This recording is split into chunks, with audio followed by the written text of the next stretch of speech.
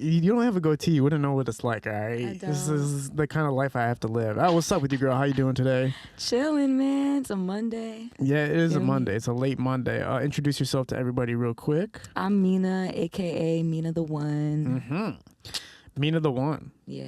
MYNA the One. Yeah. So what's the one all about? Actually, well, it's not even that serious, honestly. It's because, well, the situation was serious. I had this really crazy ex, and he was like really jealous. Can I cuss? Yeah, of course. He was jealous as fuck. Mm-hmm. Couldn't stand that I was like fire. And so he used to really hate on me like every day. Like at first you don't notice it. Like it'd be so subtle. Like he'll say like little things to kind of just like throw me off. And I'd be like, oh, that's kind of weird, but that's cute. Ha ha ha. And then it escalated to like, nah, bitch, you got to delete your Instagram or I'm fucking your life up. Like, bitch, do it. Like, and so in the situation, in my weaker bitch moments, you feel me, I did it. Deleted my shit. And it was originally It's MYNA. Sorry. But, yeah, so I had to make a new one. I was like, fuck that. I'm gonna start over. Like, he just ruined my shit. Like, and I just spent like 3 years building this Instagram, you know? Like building the following. Obviously, I've been dropping music, like been doing shows. Like, how many followers did you get? Not that far. Just like, just above 2,000, like 210 or something, or 21, 22. But it still fucks up the momentum, right? I thought it would have, but it honestly didn't. Like, when I made my new one, Everybody came back. Yeah. I mean, I've pretty much built it up to 2,000 right now. Oh, excellent. Okay. From that time. So that was 2 years ago. Yeah, I remember when I was working at this restaurant when I was like 2012 and shit. And I was blowing up on YouTube for something I don't even want to bring up. Like I was a character I was playing. I was blowing up. I had like 18 videos out. It was doing very well. And then this my manager thought it would be a good idea to show all the girls at work my videos, and I was super embarrassed of them. And it's the one girl I had a fucking major crush on. So I went home and deleted all my shit. I deleted my YouTube page. I deleted everything. I had like crazy views and shit. I was like, I'm done with this. So and not to compare it to what was happening with you, but like it sucks when it's like you feel like you gotta stop your craft. Yeah, like I mean, I never felt like I had to stop. It's just like I just loved him so much, and I wanted it all to end. Like I wanted him to like stop feeling that way. I wanted him to like stop threatening me. I just wanted the situation to end.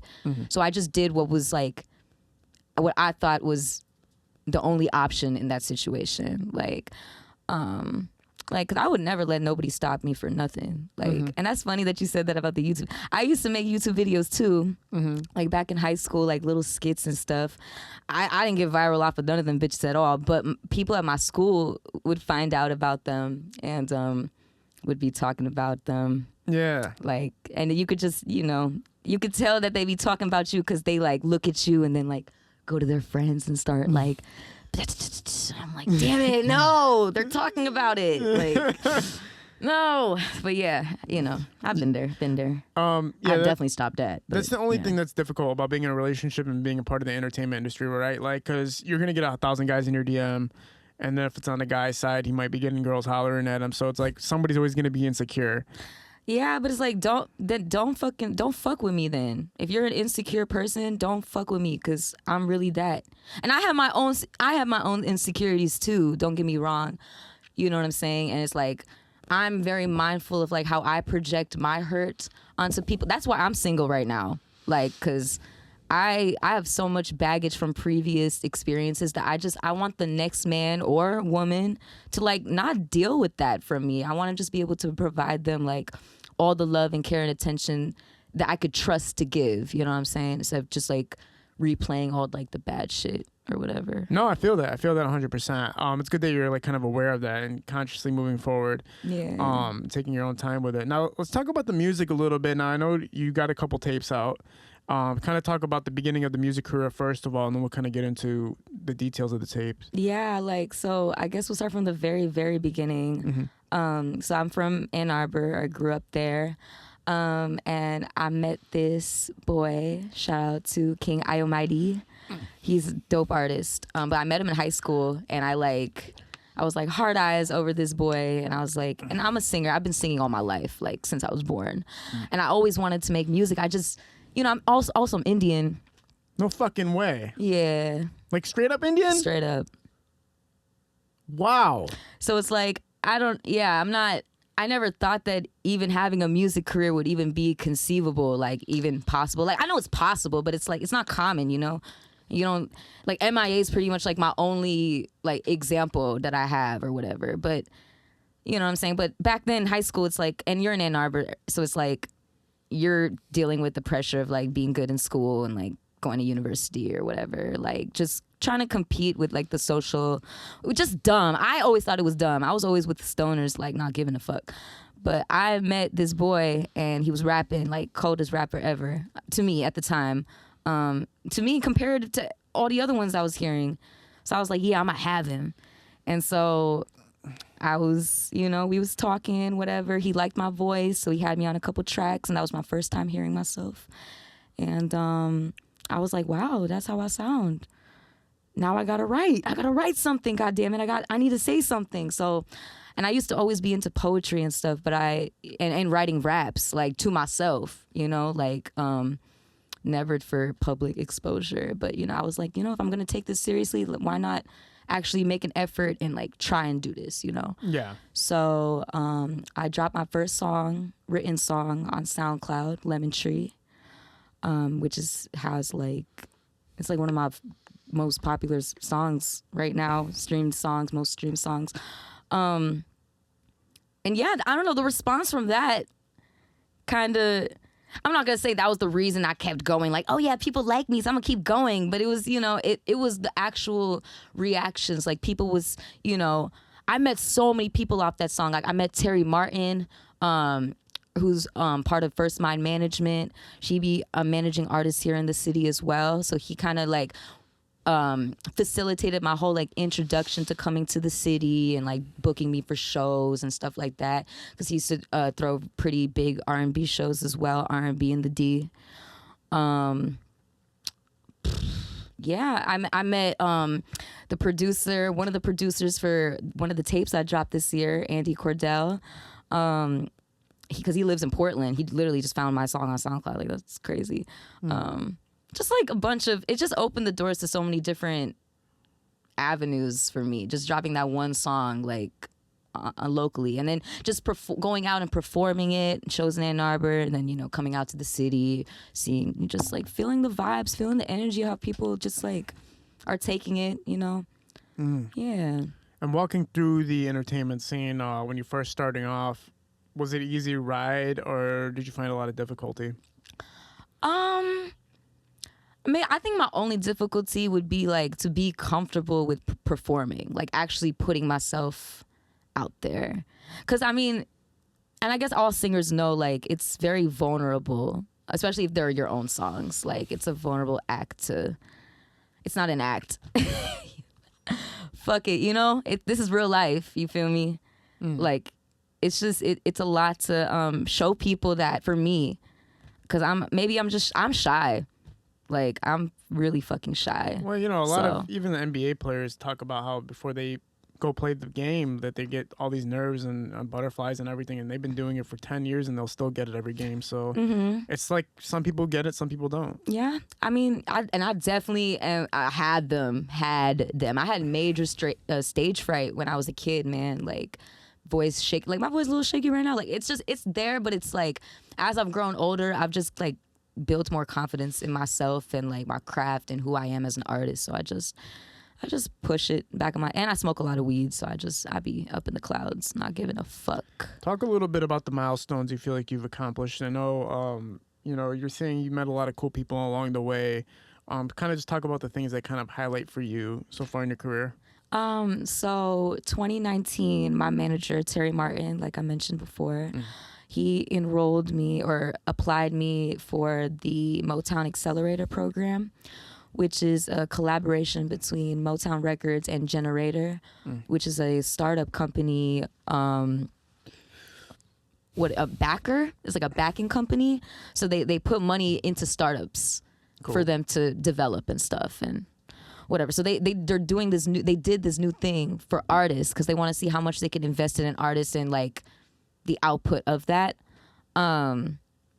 So I didn't expect to get that at all, actually. Even being, because first of all, I'm from Ann Arbor. So I didn't even think, I barely qualified to even, I mean, that's just my opinion, to be considered, excuse me. Well, you got to look at it. Like, a lot of artists aren't even from Detroit, but they represent Detroit.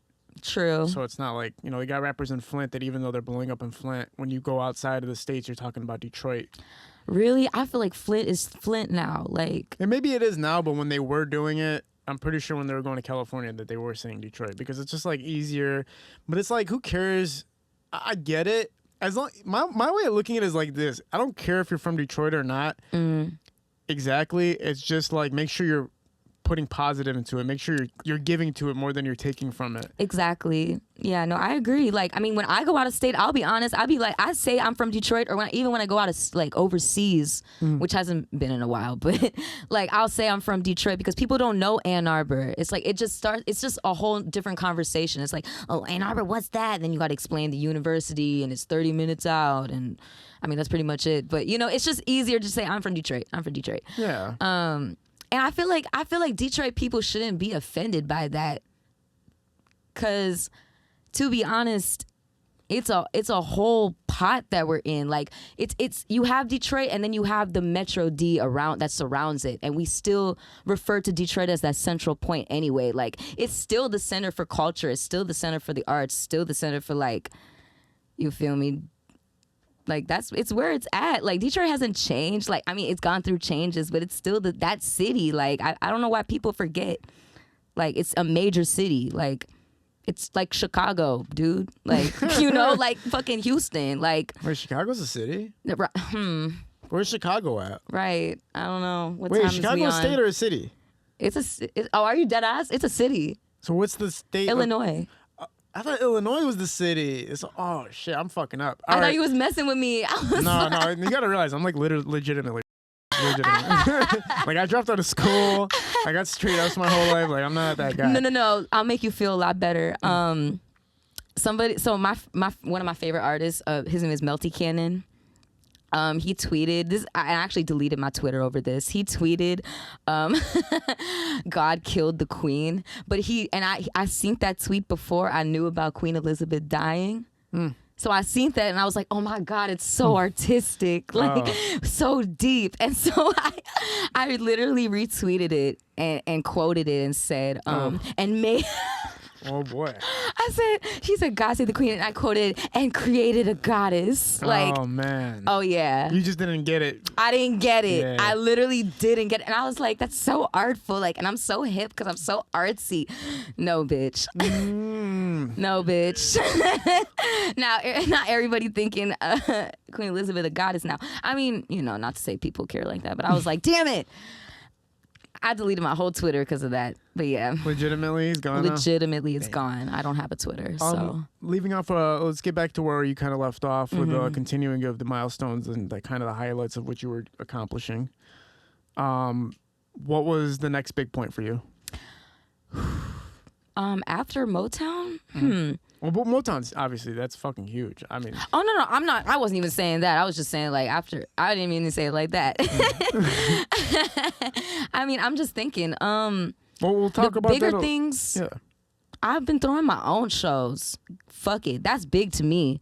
I've been really out here doing my own thing, like booking my own artists that I personally know that are my fucking friends, like that I feel like are popping, like because I feel like the whole point of cultivating the scene right now is to recognize who's around you, like, and to give them the platform, like put them on, like that's the only way this shit's gonna make sense and how it's gonna, how this is gonna work. Yeah. You know what I'm saying? Like, and you can't just keep giving like the street dudes credit like for Detroit art. Like, but they're doing their thing. You know what I'm saying? Like, they're representing, but it's like we have to, as a city now, we have to focus on the other things that are going on. Like, there's a dope hip hop scene. There's a dope R&B scene. You know what I'm saying? Like, we got to tap into those crowds, like alternative, you know what I'm saying? Like bands. You feel me? Like, and we don't know about them. Like, if I mentioned like, okay, like Slay Nami, Does that come to mind? Lynn, the singer. Does Yeah, I that know Lynn. Okay, Lynn, been she on it. popping. She got a concert October 13th that I'm really excited to go to. Like Saka the Renegade. Is Asaka the Renegade, for sure. Like, it's really bunny. You know what I'm saying? Like, Kevin Bailey. Like, I could name so many artists right now. You know what I'm saying? Yeah, like, I mean, I got the perspective of it because I pull up to a lot of the local events and I see like the hip hop scene and the little R&B scene and all the sub like the guys who are kind of not mainstream in Detroit or considered the underground yet. They're like the underground of the underground. It's so weird. Right. It's like there's the underground and then there's the underground. Like it's kind of crazy. But the interesting part is the underground people are more talented, in my opinion, than the underground. man, In my what? opinion, just because there's more music in the music. Of course, because the underground, we don't have funding. We don't have budgets. We got day jobs and shit. Like, some of us, most of us, like, it's like, this is like, we do this music shit because we really love it. We literally love to do it. We love performing. Like, we want to see where this is going to go. Like, we want to see that next level. We want to be a part of the next level. Like, we want to create that space. Yeah, like real artists, basically. Because Thank you. some people are my brother, for instance. My brother is legitimately a real artist. Like he doesn't take it seriously as far as like launching a career. But he's gonna play his piano. He's gonna sing to it. He's gonna make synth noises See? because he's an artist and he just loves to create. And you know, that's why hip hop, that's why the rap game in Detroit's so crazy. Like you said, they have the bag. Some people have the bag behind them and don't even care about rap. They just care about making it out and getting the money and getting the bag. And keep flipping it, keep Yeah. re-upping. I mean, and that's cool. Like, cause I mean, people are in this shit for so many different reasons. Like, and I can't be mad at a rapper for wanting to get on to feed his family, and that's the sole purpose. Like, he knows he can get the bag because rapping is what comes natural to him. Like, I can't be mad at that. You know, like, that's for him and his own. You know what I'm saying? Like, Well, my perspective of it is this. It's like music. We're talking about music right now, right? Music is losing its essence. It's losing its meaning. It's losing its feeling. It's losing the energy that it provides for people when they listen to it because it's getting stripped down to just what the audience is getting from because that. it's street trap rap music and drill rap and all this shit that just hardcore violent music that turns people up, but now you're taking away all the nuances that make music. oh no, we're spoiling the people. We're giving them too much turn up. We're giving them too much sex. We're giving them too much, like, just high, like, it's just too much. It's too overstimulating for people, man. Like, it gets so desensitized. Like, y'all need the medicine. That's what y'all need. Y'all need to like sit down, shut the fuck up, and listen to this R&B tape, bro, and really think about like where you're at in your life and where you want to be tomorrow, next week, next year. And it's funny because a lot of the artists that are popping off now came off of 90s, 80s, 90s, and early 2000 music when music was still fucking legendary. Like it was great, but now it's like they're creating this new lane of music that in 10 years won't be looked back at as like, wow, that was a masterpiece. In my opinion, it's not going to be like that. It's going to be like, damn, that was like a crazy ass era. That was wild. That was the wild, wild west of music. Even when like Wet Ass Pussy fucking by Nicki Minaj dropped or whatever, whoever dropped, I was like, come on, man. Like, this is where we at now, bro? This is where we're at, y'all. This is what we're doing. Like this. Same. The name of the fucking song is that. Like, literally, and it's like so explicit. Yeah. Okay, I'm a bitch, and I know how wet pussy gets. You feel me? Like, it's like what else, bro? Like, I want to talk about my feelings. I want to talk about how I want to get to the next bag. I want to talk about like how I don't get along with my mom. I want to talk about these things, you know, the things that other real people experience as well. Like, not everyone's trying to fuck all the time. Not everybody trying to party all the time. Like, yeah.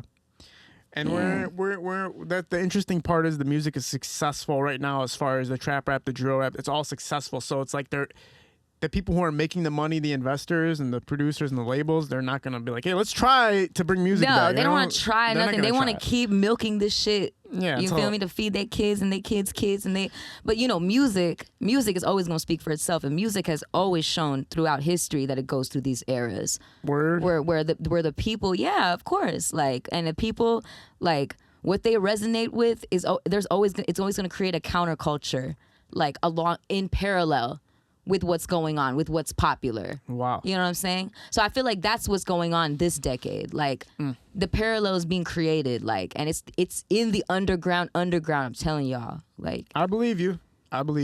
Talk a little bit about your own music. Where do your lyrics stem from, and what's kind of like a song that somebody can look at? What would be like the first song you want somebody to listen to, and where did the song come from? Okay, that's a good question. All my questions were good. Obviously. Yeah. These were fire. Obviously. This is fire podcast. Hey, listen. Oh yeah, that was a big fuck up, but it's okay. All right. Well, okay. What song are we talking about here? I was just kidding. Ready or Not. It's off my 3rd album. It's the first song on the album.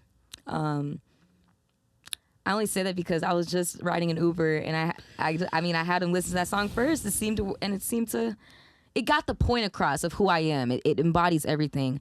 Basically the song is ready or not, bitch, here I come. Like I'm MYNA the one, period. Yes. I wrote the lyrics in LA. Half the lyrics in LA, and then I finished them here in Ann Arbor. Or here in my crib in Ann Arbor. So Was LA a music related trip? Yes, it was through the Motown Accelerator. I meant to say that. Okay, they cool. flew me out to New York and LA to introduce me and my group to a bunch of people. Mm-hmm. So yeah, I was writing it in my Airbnb. I was actually mad at my group. I was mad at my group. I don't want to talk about it. I need you to tell me everything. No, I was kidding. So LA was like a music-oriented trip, and you guys get there and meeting people and everything like that. Mm-hmm. Talk about the professionalism as far as once you get to certain standards of music and knowing what it takes to become part of that class. That's a really funny question because I don't even fucking know. Like, I don't know what professionalism is. I just think if people feel that you talking about some real shit, they're gonna want to invest. Like, they want to see what's going on. Like, okay, I guess I am gonna talk about this. So when I was in LA with my group, and we visited Capitol Records. That was like our major spot, and so we were able to meet like the vice president of Cap at the time. And she sat down, talked with us, like had a whole meeting. And I was asking questions about, running a label, what it's like to run a label, important things to consider when managing an artist, because these are things that I want to do as well. Mm-hmm. Like, it's big for me. It's bigger than just being an artist and making music. I actually want to be the person to like help artists like get on as well. You know what I mean? And build those connections for them as well. So I think it was important for me to know. And my group literally got mad at me because they thought it was unprofessional of me as an artist to step in their space to ask about stuff pertaining to being a label and not about being a better artist. Like, I should have just been in there trying to learn how to be a better artist. Like, I don't have to learn. You know what I'm saying? Like, so... That's silly. I mean, that's what I feel. It's like, what am I going to ask a label head how to be a better artist? Like, that just seems backwards as fuck. Like, yeah, it's right. like I'm asking someone how to suck a dick, Like, no, it's kind of interesting because like the people who are paying the money usually aren't the creative ones. The labels usually like aren't creative. They just know how to fucking make it happen. Right, exactly. They're business savvy. They know that. But I've talked to a lot of major leaders of like head leaders of labels and stuff, and I'm always like, bro, you don't know what an artist or entertaining or creativity is at all, but you do know how to make some money. I'll give you that. Like, you know how to make this shit happen. Right. So for you, obviously, with your friends and all that in that situation, it's just like, who knows? Who knows? Who yeah. knows? Literally, who knows? It could have been just the wrong place, the wrong time, or they could have just been fucking stupid. I just think, they just are ignorant. I think they were just ignorant. But, it's whatever. It's all love. Mm-hmm. And it's like, at the end of the day, at me as an artist, I know that more than half of this shit is the business, and that's what artists don't understand. Like, especially female art, like women do not, like artists do not, can't, like, we have to be on top of our business, y'all. Like, we can't put that on a man or anybody like beyond us. You know what I'm saying? To like we can't trust someone to have our best interests because like we already know what our selling points are, so we just have to use that and run with it. Like. And curate the best look for us, like from our brands. You feel me? Don't let somebody else create your image. That's my message to women. Right on. And yeah, it's kind of interesting right now that it seems that women are kind of taking the spotlight in the rap game right now, because I think even that rapper like Glorilla, Love Glorilla. and a lot of these other female artists are like topping the charts. They're like beating male artists. So now it's kind of like the female artist's time to shine. It's like, and you know what's crazy? Because it's like, and it's not like curated rap artists, like female rap artists. You know what I'm saying? Like they're not like, I'm not saying like Nicki Minaj is a curated rap artist, like, but I think her artistry panders to again, like we were talking about earlier, just a certain market. You know what I'm saying? That I feel like is heavily exploited.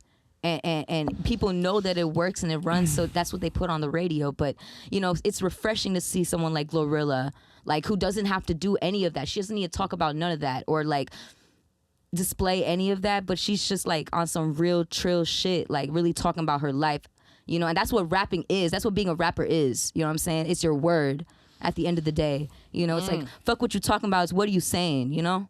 Like... Yeah. So no, yeah, I agree with you 100%. It's an exciting time.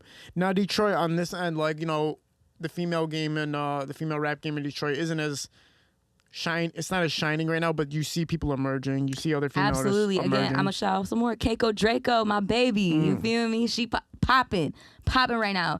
And oh my God, there's just so many, bro. So there's so many, but again, it's not like when you look at the top 20 rappers in Detroit right now, you're still probably not going to see a female on it. But when you look at the top 20 billboards, you're going to see plenty of females on it. So it's like Detroit still hasn't like gotten that exposure, but the girls are working. Like they're trying to make it happen. Definitely. And I'm here. To all my ladies, I'm here. I'm here to help you. Yeah. And I'm not going to be a creep like all these other dudes out here, man. I really give a fuck about y'all. So like tap in, let's work, have some fun. For sure. Yeah, that's exciting right now, and I'm looking forward to seeing it. With you right now, what's kind of like the blueprint? What do you kind of like, how do you see yourself emerging in the Detroit scene and becoming more prevalent in the Detroit scene? Oh my gosh. I don't know. I don't fucking know. You don't know? I don't fucking know. Like, I'm trying. I'm like putting myself, I'm investing in podcasts. I'm doing shows. Like, I'm making my shows. So it's like, maybe I'm thinking with consistency and over time, if I keep doing these things, people are gonna pay attention to what I'm trying to start, like, and they're gonna see that I'm booking like not the same artist, but like very similar artists. That it's like, oh yeah, of course she would book her because that's her fucking friend. So it's like there's gonna be a theme. Like I'm creating a world for you guys. Like I'm trying. I'm attempting. Yeah. I was gonna ask you. So the Indian thing, that's super, super, super interesting to me. Now, do you follow any of the Indian kind of, or are you totally away from it? So it's like yes and no. So like my mom and dad, like they're Indian. Like I'm not gonna lie, they're not like Americanized Indians, but they're not like Indian either. They're like somewhere right in the middle. They didn't teach me my language when I was a kid. So like I think that really disconnected me from my own culture in that way. Like that's like my fucking India is. Okay, I'm very, very spiritual. So yeah, me too. When you get to the most spiritual country in the world, it's literally India. And so my conflict in life right now is like kind of leaving my, I'm not gonna say gangster life because I'm not a gangster, but leaving my gangster mentality behind, and because my consciousness is like awakening me to like, I don't really care about that. Yeah, I don't care about that shit anymore. But then at the same time, it's like I'm still feel that way sometimes. So I'm like, oh my God. So I'm always conflicted. Even now when I shoot podcasts or get involved in the hip hop scene, I'm always like, man, I'm so fucking conflicted as far as like being in it and not being in it and this and that. Because if you look at India or you look at the spiritual aspect, it's like 0% rap. Like it's like you can't. Oh, I never thought about that. You know what I'm saying? It's like not. It's like. Especially with the type of music that's being put out there, it's like, well, in the spiritual area, you don't think about those types of things because they're irrelevant to the spiritual path. Well, I mean, a lot of gangsters, as we know, follow a spiritual path through being that and then coming out on the other side, like choosing better. And you know, everything happens for a reason. It's like people make their choices unconsciously to consciously recognize the lesson afterward. If that makes sense. Like you had to go through all of that to be at a point of understanding now. Like, so it's like, at that point, like the conflict should dissolve. It should just be, you should just lean towards a better day, a newer day, you know, just lean into it. Yeah, facts. And a lot of people who do become conscious and more aware that are involved in the entertainment industry have two choices. They can either promote that idea or they can use it to their advantage. So like, so lame. So lame. Well, you know how many people are fucking probably smart as shit at the top of the game in rap, like, and they turn off that persona once the door closes. Like, let's just say Kanye West. There's a possibility that when Kanye West goes home and he closes that door, I'm not really crazy, and I don't really give a fuck about other shit. I just know how to make this paper and fucking control these people. There's a possibility There's a possibility. Because listen, he has a lot of conscious implements that he puts in the industry, like the garbage bags, as the fucking, like, what you bought his clothes out of a dumpster. I mean, that's a conscious, thought-provoking idea, but it's like at the same time, Kanye is conscious, bro. I'm not even gonna hold you. Yeah, that's bro. what I'm saying. Yeah. He is. He's very conscious, but like the shit he does at the same time is like, what the fuck? It's only what the fuck because it's publicized, because it's Kanye West. Like if Kanye West wasn't famous and he did the same shit, no one would give a fuck. Like, for real, nobody would give a fuck. I promise you. If he wasn't famous and he was doing what he was doing, no one would give a fuck. People would be like, oh, that's fucking crazy. That's wild. Yeah. He fucking wild. But because the news covers it, now it's magnified. It's right. And I was like, oh my God, look what Kanye did. It's like, oh, right. Like, it's a conscious man exploring his territory. Leave him alone. You know what I'm saying? Just like, leave him the fuck alone. He's a father, goddammit. You know? He got baby mama drama. Leave him alone, you know? So, yeah. How do you manage the, obviously interacting in relationships with male artists and male producers and everything like that in the industry? Is it like smooth sailing for you, or do you find that to be kind of like a hurdle? It's smooth. Fire. You know. You ever heard the term lying out your teeth before? Your teeth are literally lying out their teeth. You don't want to talk about it, is what you're saying. I'm saying I love men and I love art. So it's just the two together is like, like, so it just, yeah, like, I'm currently taking like a break. I mean, I love working with male producers. Don't get me wrong. Let me talk professionally. Let me shut the fuck up. Male producers. I worked with so many great male producers this year. Is that microphone bothering you? I'm about to fix that really quick. I think he's doing some shit right now. It's like trying to punch me. I love working with male producers because they're awesome. When I'm attracted to them, oh, it's a problem. It's such a problem because I just be wanting to fuck them. And then when they're attracted to me, of course they just be wanting to fuck me. Like, so it's just fucked. You feel me? So I learned some pretty good lessons past 3 years for like keeping shit separate. Cause like I mean my ideal world, I just want to fall in love with like somebody that just makes beats for me all day. That's legendary.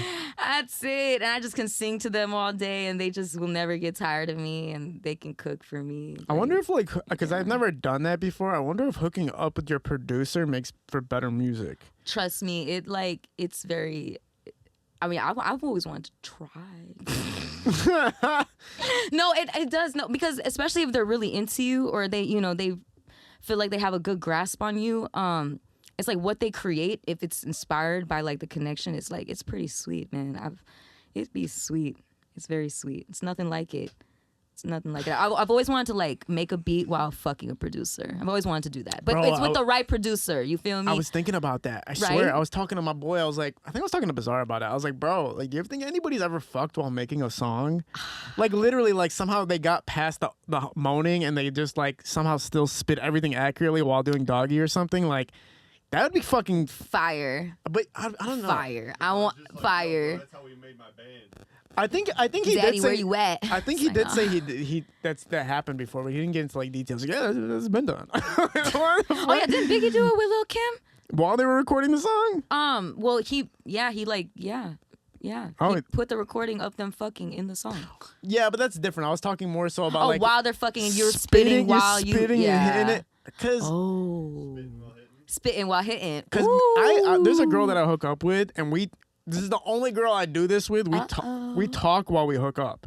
Like we'll have conversations. Like we have fun. Like we'll be laughing, joking. It's kind of crazy. I'm not gonna lie. No, that's lit as fuck. Yeah, it's wild. So like I'm thinking about it. Like imagine doing that, but like I'm thinking of something creatively because we're not talking about nothing creative. We're more so just talking about whatever. But anyway, there's so many things you can do in the studio to make your studio session better. There's so many things you can do to pop it off. Now, what's your kind of ritual getting into a studio? My ritual? Okay, lately I've been recording at home. So my ritual is just wake up, sit down, get to work. That's my ritual. Mm-hmm. I don't know, when I pop up to studio sessions, I like to smoke, I guess. I like having my weed and my woods. Although I'm trying not to smoke woods no more, but I ain't shit. I've been smoking them. So, yeah. So you keep it pretty simple. Yes. This is like get in the studio and take care of the work. The industry is interesting to me right now because, like we said, the music aspect is kind of. I asked RJ Lamont the other day. I was like, why'd they take like? I love RJ. He's a legend, right? He helped me. He did? Yeah. Talk about your experience with him. Oh, he helped me get money out of the Motown Accelerator. How did he do that? Because they wasn't giving me my last $2,000, and which I thought was really petty. So I just needed a reason to get it. So I wrote like a proposal for like to say that RJ was gonna make beats for me, and I asked him. I was like, "Yo, I'm about to tell them that you're gonna send me beats for this money." Like, and he was like, "Okay." And I think they emailed him, or I don't know what happened, but yeah, he basically gave me the okay, and I got that money. So thank you, RJ. Legendary. We talked about how even instruments are being taken out of music to some degree. Like back in the day, they used to actually use like bass guitars and stuff like that. And even that, and even taking away the fact that somebody was creating those riffs instead of a producer creating every single noise you're hearing in the music now. So when you're creating music, are you exploring aspects of different instruments, or are you like all just on straight up beats, like whatever the engineer is creating for you? It's funny. So I do produce my own beats. I've just gotten into taking it like very seriously. So I'm on Fruity Loops and Logic, so I kind of use both. Cool. I've been experimenting with just my own sound. Just I don't do live instruments, but I don't like using samples all the time. I don't like sampling music that's already been done. Even though it's a beautiful art form. Obviously that's hip hop, but it's like for singing and R&B to create something different, I just try to tap into a different space. I want to curate every sound from the kick to the the snare to like the, I don't know. Yeah. How old are you? Blah, blah, blah. 23. Okay, yeah. So basically you're gonna be the new generation of artists that come around. This next wave basically. Yeah. Because the next wave is about time. It's about time for it to come through. True. Are you in a group kind of thing still, or are you kind of solo, or Solo dolo. So it's completely solo. Yeah. And you don't have anybody managing you or anything like that? I technically do, but our contract's about to be up, so he fell back. We fall back. Did you make were you able to monetize yourself as an artist, or did you see the kind of money that you wanted so far? Not the money that I wanted, but I've definitely gotten paid. Like, artists, please get your BMI so you can register your songs and register when you perform them at BMI registered venues, so you can get paid. You need to start a free game podcast. Honestly, just tell people what the fuck's going on in the world. I go on live, honestly, and I just be talking my shit. Like, and sometimes I post it, sometimes I don't. But what's your personal life like? How do you kind of maintain your energy and kind of maintain balance and stuff? I'm figuring it out right now. Word. Yeah, because I'm a receptionist as of my day job, which is like brand new. Like, it's my second month or whatever. And I don't know, I just be running around, man. I don't even be knowing what I be doing half the time. I be in the studio, I be in podcasts, I be at another friend's house, I be in a producer's basement, I be at a performance, at a show. Like, it don't, like, the wind, I go where the wind takes me. Nothing kind of like, you don't have a certain kind of hobby besides music? No. I like to paint. But I haven't painted in like a long time, so... Nope, I just be plotting. It's like free artwork for your covers and shit. Yeah, if you're good. Yeah, I'm good. I'm loosely abstract right now. We're working on like surrealism. I don't know. We'll see. What's your paintings like? How do you come up with them, and why do you work on them when you do work on them? Usually it's usually because I'm super in my head. And they're abstract in nature, so it's like usually see like a lot of shapes. Like you'll see, I like pyramids. I like to draw pyramids a lot. Wow. There's always like this scene that I keep depicting. Sorry, this is some deep shit, y'all. There's this scene I keep seeing in my head that I keep painting, and I keep making references to it in my life, and it's like my whole life goal is to uncover what the fuck it is. But I think it's a point that we all remember in history, but we don't remember. Word. Yeah. It's interesting you say that, because my guru from India talks about, in his book, he always talks about how he would always see mountains in his eyes. Like when he was growing up, he would always see mountains. And he was like, he never understood how he would always be seeing mountains in his vision. And then eventually he found that mountain like 20 years later. So it's like, it's possible. Oh man, God bless his ass. No, what I'm saying, it's possible. It's like, it's possible that whatever you're trying to envision right now, it's gonna come somewhere out of fucking nowhere. Yeah. Or it's just, one day it's just gonna make sense. Like, this is what it is. Yeah. And then I'll be like, oh my God. It'll be the do greatest you know day what ever. can you visualize it? It's like, so it's basically, it's a pyramid, but then there are like these X floating things in the sky. Word. Like, and it's like starfishes, but it's only 4. Whoa. It's like 4 little, yeah. Like, and then there's something that breaks through the pyramid. Something hit the pyramid and like shattered it, or something disrupted something, like a distortion, distraction, something. Like, and that moment is like cemented in my brain. So it's either you're seeing something that hasn't happened yet, or seeing something that already happened in your past life. Yeah, I mean, yeah. Nothing's real, so who fucking knows? Or it's aliens. Who knows? Yeah. For real. Alien, yeah. Alien is anything that we can't conceive, so anything can be Well, they're alien. fucking saying all over the news that like aliens are verified, like UFOs have been verified. Like, not aliens, but UFOs have been verified by legit fucking generals. First of all, how egocentric is it that we discover that there could be a possible life form outside of us, and we call them like something different? Like we're not the same. Aren't we the aliens? Facts. Aren't we the actual fucking aliens? Because we are literally gaining consciousness and learning about like the shit outside of us. Like life wasn't supposed to do that. Life was not supposed to do that. Life wasn't supposed to come out with morality and like personal will and bullshit. Like, we was just supposed to go with the wills of God. Like, whatever the fuck that motherfucker want, we was just supposed to go with it. Like, all this shit is an anomaly. This shit is alien, bro. You feel me? So I don't know. I don't know what they talking about. They just want us to be distracted by something, I feel like. Could be, yeah. It could be, because there's always something, every time a war or something's going on, it's always like, hey, well, here's this bullshit for you, and then it's like, oh, well, yeah, let's go listen to that forever now. Right. Like, that whole fucking, not that, what's that motherfucker's name who went to court with his ex-girlfriend? Johnny Depp. Oh, yeah. How the fuck was that the number one talked about thing in the universe? Why do we give a fuck? Yeah. Why do we give a fuck? I don't give a fuck about this man's business. Seriously, like we're birthday twins though. You and Johnny? Yeah.